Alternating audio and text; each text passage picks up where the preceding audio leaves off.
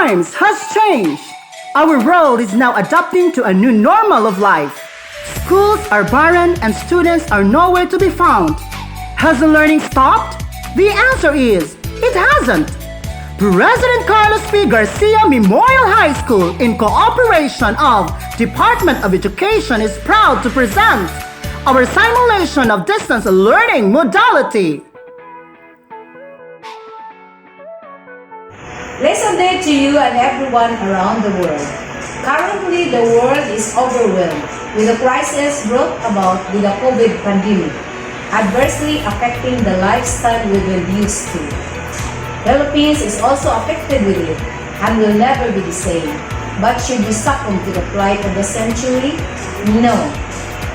Currently, President Carlos P. Garcia Memorial High School have addressed to bridge the gap created by the pandemic and upheld the ideals of the Department of Education to quality education.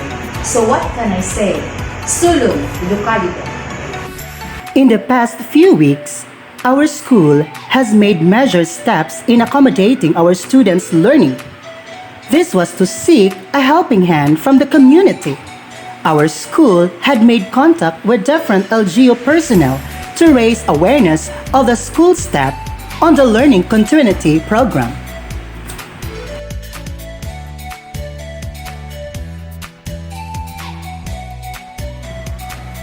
As it happens every school year, enrollment always takes place in academic institutions as a vital step to schools' preparation to the new normal.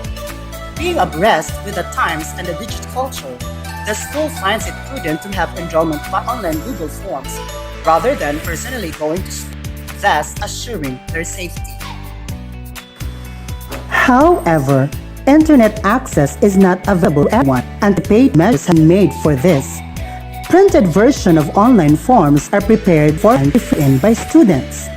Then, this would be submitted to assigned enrollment posts through a Dropbox, with students adhering and observing the sanitary and health protocols. Classical face-to-face classroom setting has been proven inconvenient of the meantime, in compliance to the national protocol issued by the President. The school tried to identify the learning modality or delivery to be utilized for this school year.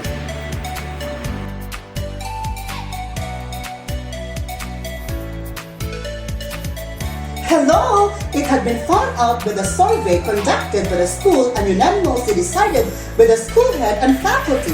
Modules will prove most promising on the learning delivery of the school. Modular activities are very useful as it is not electricity and data dependent.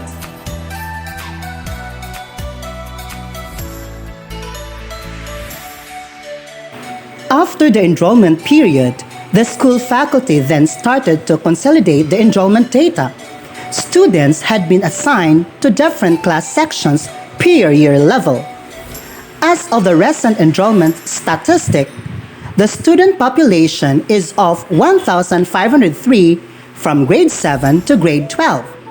That is 22% higher than the previous year. Good job, teachers!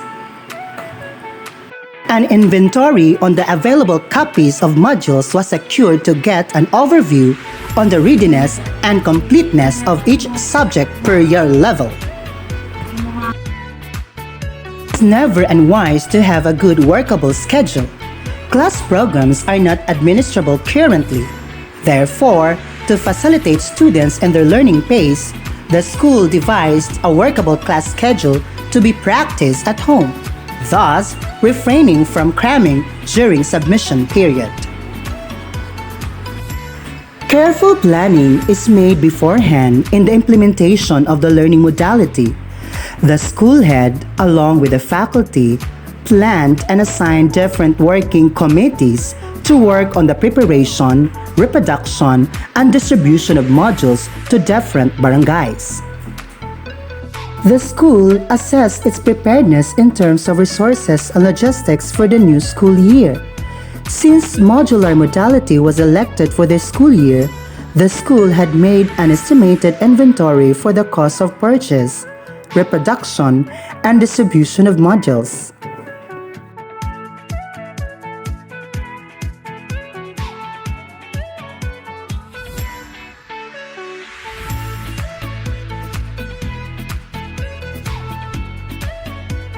On the assessment on accessibility of online learning, the faculty simulated a dry run learning platform using Facebook as a medium of delivery of learning materials and modules. Students tried to attempt on answering online through Messenger and generated learning groups.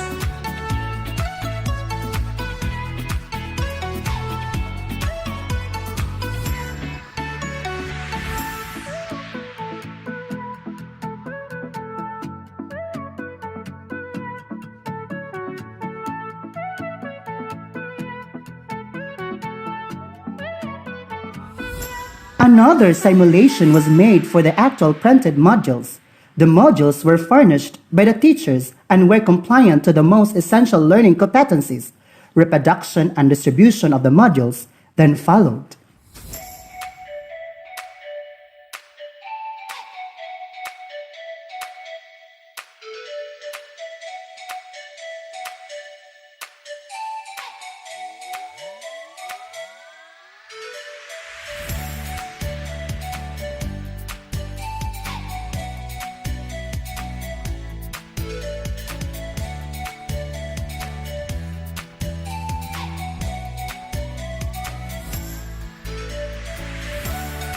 By barangays, a parents' orientation was conducted under the speakership of the school head.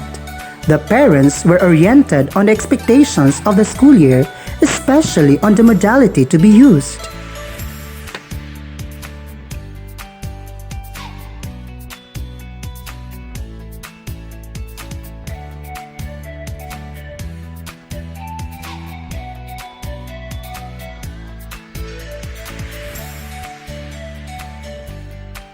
The lifeblood of the school year are the modules. It is essential that it is prepared properly and observes the desired competencies to be achieved by the learner.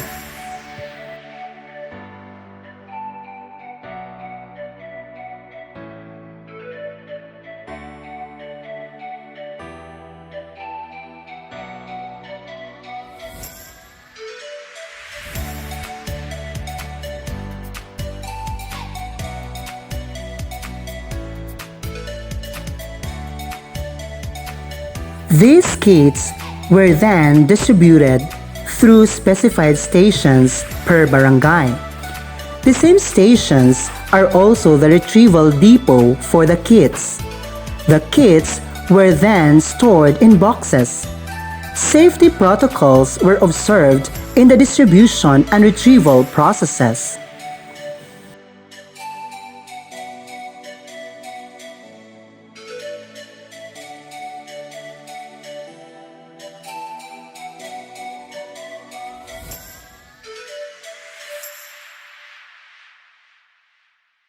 As mentioned previously, the modality of choice are the modules. By practice, the school considered using two deliveries. First are the printed modules, and secondly are the digital modules conveyed through Facebook groups. Okay.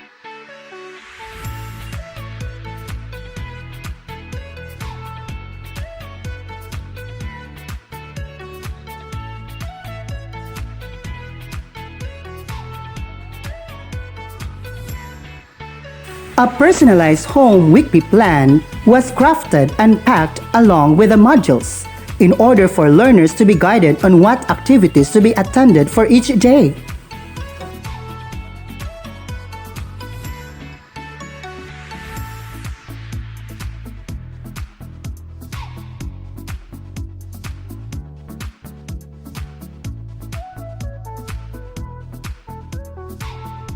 Para na ako ang modular class kay sakto ra po naman po concept ng gihatag mo sa mga teachers na pa ang mga students at para magkag mga ideas mo na maka-answer po sila og sa mga questions. Para na ako kay sakto ra kay kung napulis lang nga parts sa akong giansiran, mag-search ko through internet, mangita ko online information or ideas para po arong makatabang sa pag-answer sa module naho unsa ma-independent pod mi nga di na manundog sa classmate, di na magsalig sa classmates. Then epektibo sad ang panghatag sa mga module para nako kay syempre di ba may kaadto sa eskwelahan para di ba mo eskwela ni so through module mayo na lang na nami learnings na ang haybawon. isip ginikanan para na sa kanang mga modules na gipanghatag sa mga teachers. Nakatabang ni siya karon panahon sa pandemic kay bawal man ang face-to-face.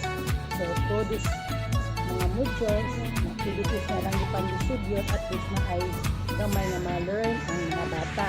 Ay tapos ako po, isa po mo, mutabang nila, mo help nila o answer kung na ako'y idea ana nga topic o na ako'y idea ana nga kanang activity na ilang giansiran.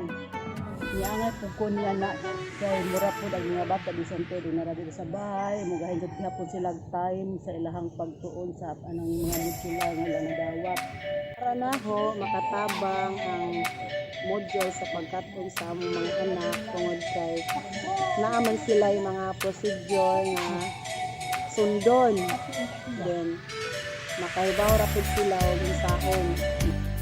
After the last call on the retrieval of kits, the teachers per station are going to assess on the returned kits, identifying unclaimed ones. The kits are then deposited in retrieval boxes and transported to school for safekeeping.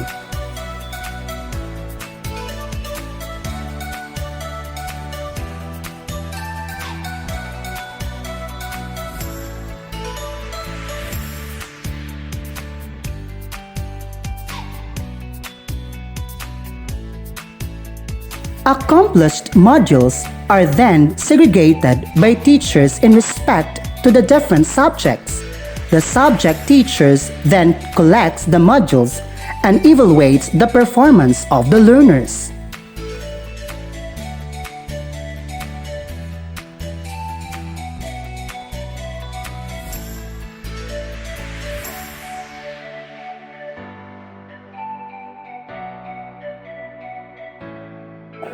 The evaluation of the learners, as reflected by the answered modules, are then relayed by the teachers to the parents through an activity assessment form, reflecting the achievement of the learner. Through this, the parent will have awareness on the learner's performance.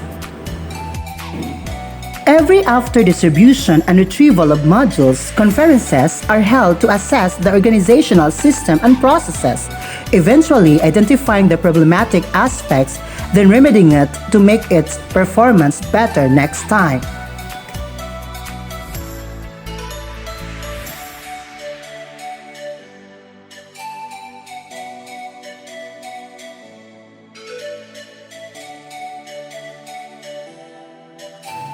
The world of learning is now faced with a challenge against time. Shall we close the doors of our schools and wait for another year to learn? Or accept the challenge in another perspective? President Carlos P. Garcia Memorial High School has made its stand. So long, Educalidad! This has been Marjan Turbadinas, your virtual tour guide. Now, signing off.